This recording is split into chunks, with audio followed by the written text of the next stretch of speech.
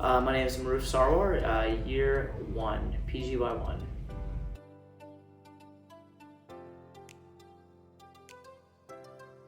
I would say finishing medical school, just finishing. I would say my 4th year of med school when I knew that I was finished with step 2 and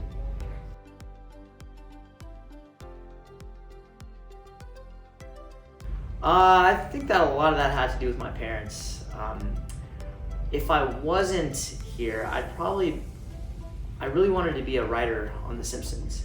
I wanted to be a comedy writer, but my parents were like, there's what kind of future is there in that? And I said a pretty good one, but they convinced me otherwise, and here I am. I worked at the Sunglass Hut when I was 14 or 15. I think I was 14. I was 14 going on 15, and my friend had the job before me. He needed somebody to cover him because I think he and his parents were going on vacation in high school. So he knew that I wanted to get out of the house and get a job. So he got me to cover him, and I think after a week, I think the manager came up to me and was like, "Hey, I really appreciate the fact that you show up on time and you actually do 3/4 of what you're told. How'd you like to come on full time? Or part time?" So I was like, "Yeah, that sounds great." Rick never came back, so I took his job.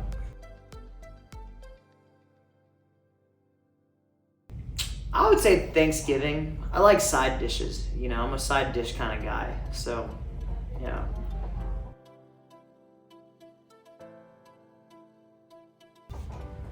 Thank you, sir. You're very welcome.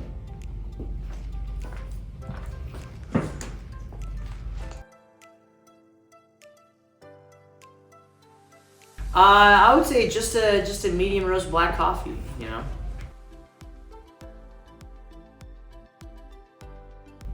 Actually, Conan O'Brien, I think, said it best.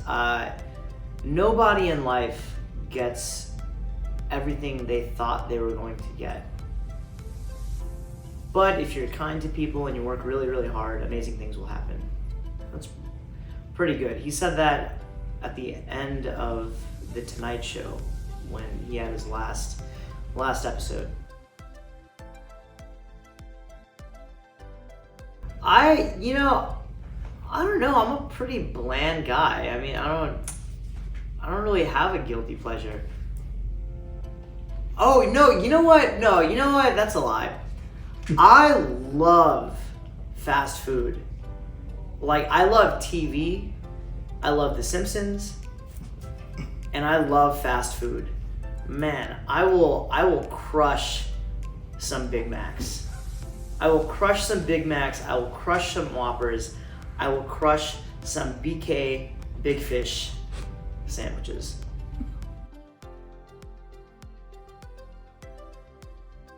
When I was a 3rd-year med student, I went to the University of Tennessee in Memphis, and my first medicine rotation, first time I was ever in the hospital in any capacity, it was surgery. It was a surgery rotation. And my upper level was Clark Shell. My upper level resident was Clark Shell. And I don't think we shared this patient. I think it was another upper level resident. It was a pretty big team.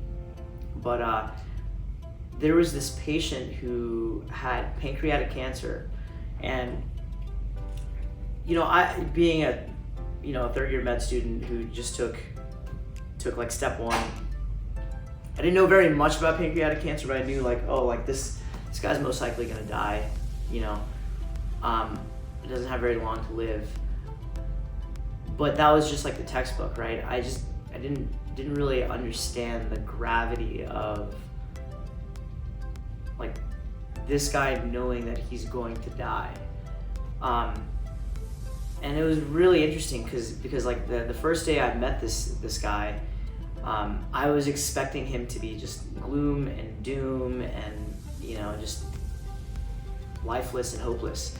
But actually he was actually one of the kindest people that I've ever met. He was a Delta airline host. He had done that for, I don't know, like 26 years, 27 years, and during that time I got to know him during his hospitalization. But during that time he developed a little bit of unfortunately, a drinking habit, and he kept drinking, but he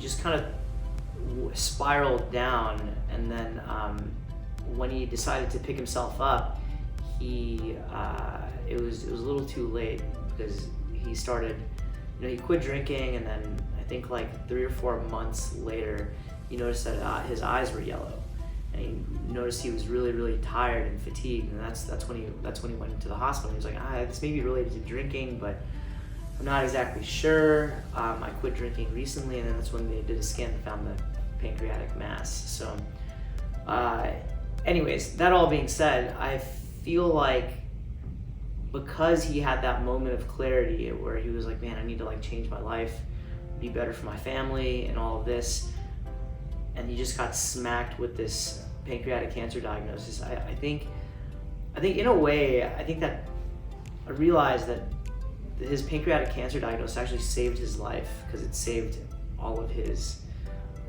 relationships with the people that are so meaningful with one another. So that was a pretty good realization. Maybe not medicine, but just of life. You always get a second chance.